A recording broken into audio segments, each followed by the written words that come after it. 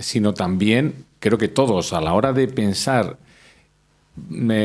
trabajar por cuenta ajena, ¿no? Si vamos a trabajar o vamos a coger un trabajo, uno de los factores que ya todo el mundo pone con naturalidad sobre la mesa no es solo una cuestión económica, sino o las horas de trabajo que voy a trabajar, sino también, como decía Jesús, la parte emocional ha cobrado mucho peso. Es decir, uno tiene en cuenta ambiente de trabajo, la motivación, por supuesto. Es decir, se empiezan a tener en cuenta muchas otras cosas a la hora de decir voy a trabajar aquí o voy a trabajar acá. No es una cuestión económica. Antes, como decía Esther, antes era cuestión de cuánto me llega en la nómina y paso por lo que haya que pasar, vengo llorado de casa y ya veré cómo aguanto el día, ¿no? Sí. Y ahora la gente se toma la decisión con otras cosas, ¿no?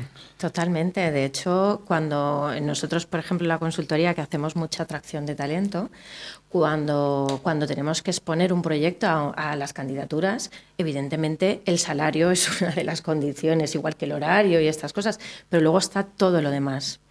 Entonces ya las empresas, gracias a Dios, se empieza a hablar de propuesta de valor al empleado. Una propuesta de valor al empleado incluye muchísimos matices. No solamente es, como antiguamente podíamos hablar, ¿tengo seguro médico o no? No. Es mucho más. La gente quiere desarrollo, quiere formación, quiere un plan de futuro.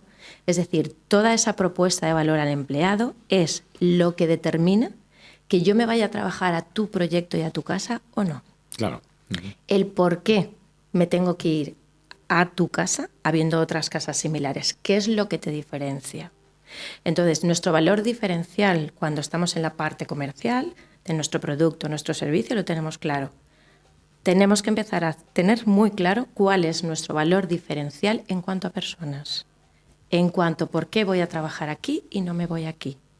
Y esto, propuesta valor empleado versus cómo es la reputación de mi marca empleadora. Claro. Que ya la gente llega y dice, no, si es allí yo no quiero ir. Claro. Y esto antes decían, aquí que ven. Claro. No los tienes haciendo cola en la puerta. Ese hacer cola en la puerta. Sí, Qué interesante lo que apunta Yolanda, porque en una ciudad como Albacete nos conocemos todos, entre comillas, ¿no? Entonces, esa entidad como marca, que es buena empleadora o no, cómo ha ganado peso, el que hablen bien de ti como un buen sitio donde trabajar, ¿no? Sí, realmente de hecho marca un punto diferencial, porque cuando eres capaz de ser atractivo para un buen talento, tu aportación de valor también se incrementa.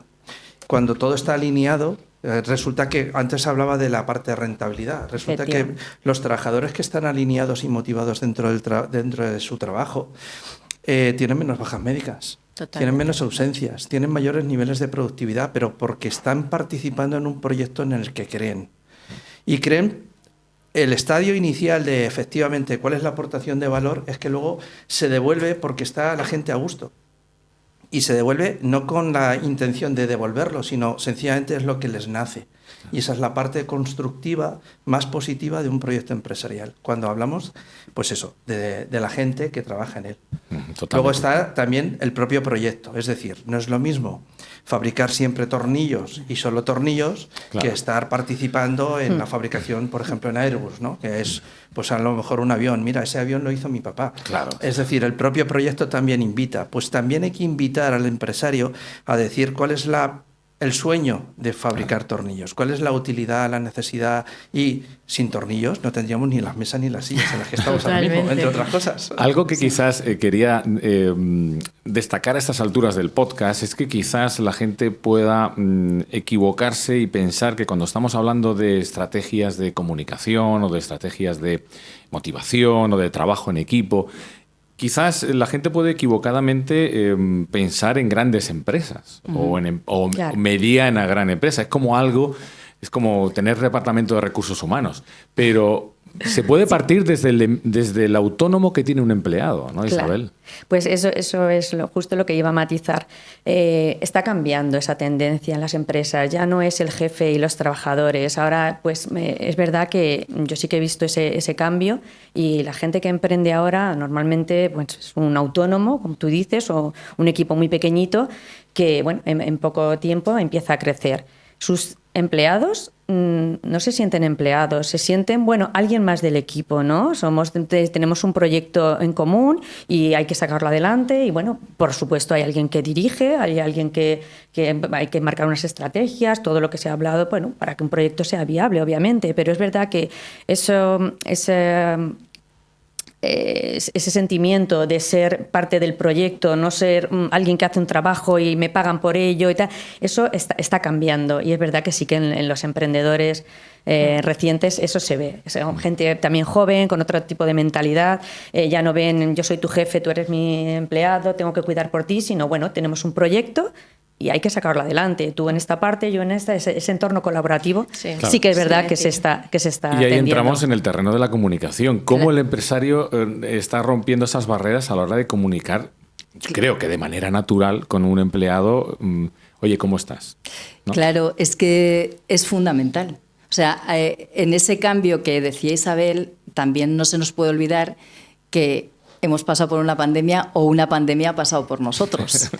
Entonces, si ya nos hubiéramos quedado igual, ahí se ha visto como esa renuncia silenciosa que empezó en Estados Unidos y que ya está hasta aquí, o como decía Yolanda, pues a veces te quedas porque no tienes otro remedio, porque si no, no pierdes el paro y otros millones de cosas que tenemos aquí.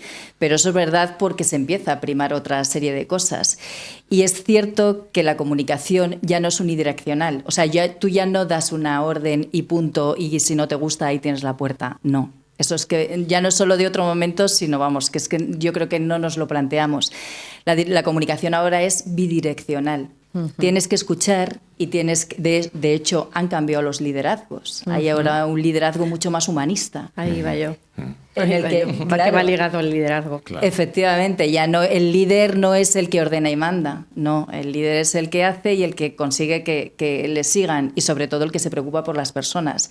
Entonces, en ese cambio, yo creo que las empresas, la asignatura pendiente, que no es que venga yo a hablar de mi libro, es cierto que es la comunicación, porque nos estamos preocupando mucho de comunicar al exterior, ¿no? Esas empresas fantásticas que hacen un montón de cosas por los empleados, que se los llevan los sábados a hacer rafting y todo te lo cuentan.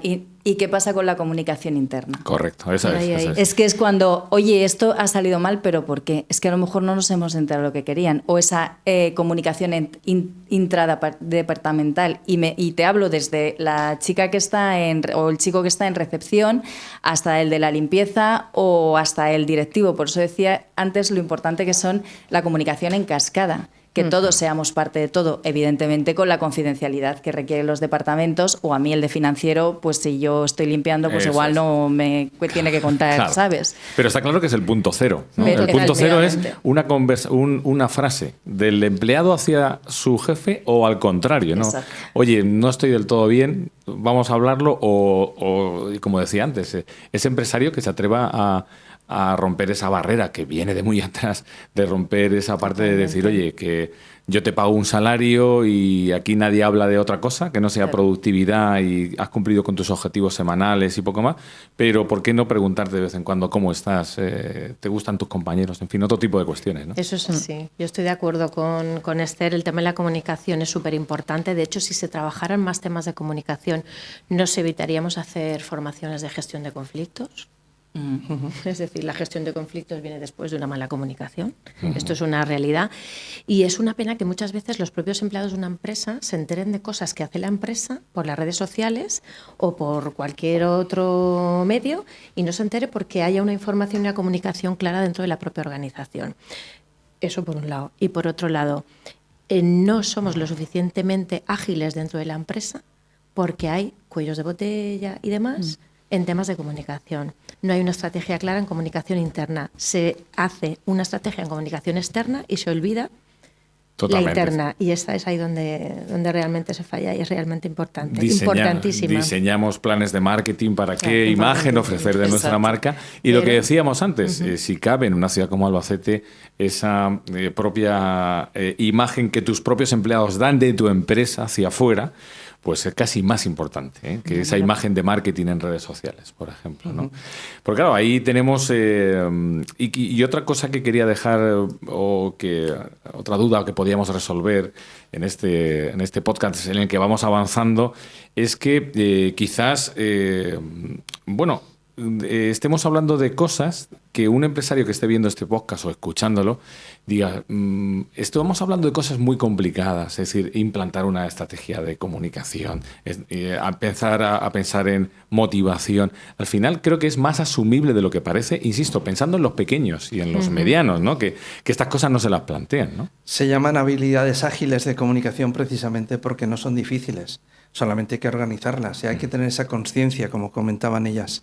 Efectivamente, no es una estrategia, se habla de estrategia, básicamente una estrategia no es ni más ni menos que estoy en una situación, en el futuro quiero estar mejor y establezco un plan de acción. Por eso se llama estrategia, parece que es algo complejo, no. Precisamente era el término que quiero tumbar un poquito, ¿no? Claro, no hablamos de grandes reuniones ni de consejos de administración. Acciones concretas. Claro, Eso acciones concretas. Hay distintos marcos de reuniones que se pueden utilizar realmente, pues reuniones cortas para hacer sistemas informativos y no de decisión ni de trabajo a primera hora de la mañana, reuniones a lo mejor sí organizativas y de toma de decisiones durante la semana, es decir, cada empresa en función a su estructura, en función al conjunto de departamentos que tiene y a la tipología de personas que tienen que llegar a articular esas reuniones, pero no es ni más ni menos que eso, unas reuniones en concreto en donde además hay un orden del día específico de esas reuniones para que realmente sean efectivas. Efectivo significa hacer lo correcto bien, no sencillamente que sea eficiente, hacer todo bien, pero no es correcto. Entonces, en ese marco, en ese sistema de habilidades ágiles, lo que se permite precisamente es la comunicación completa, la comunicación racional, la comunicación emocional, el estado de las cosas y cómo se quiere evolucionar y cuáles son las propuestas de todos los miembros de la empresa. Eso es fácil de hacer, solamente hay que querer escuchar. Por ejemplo,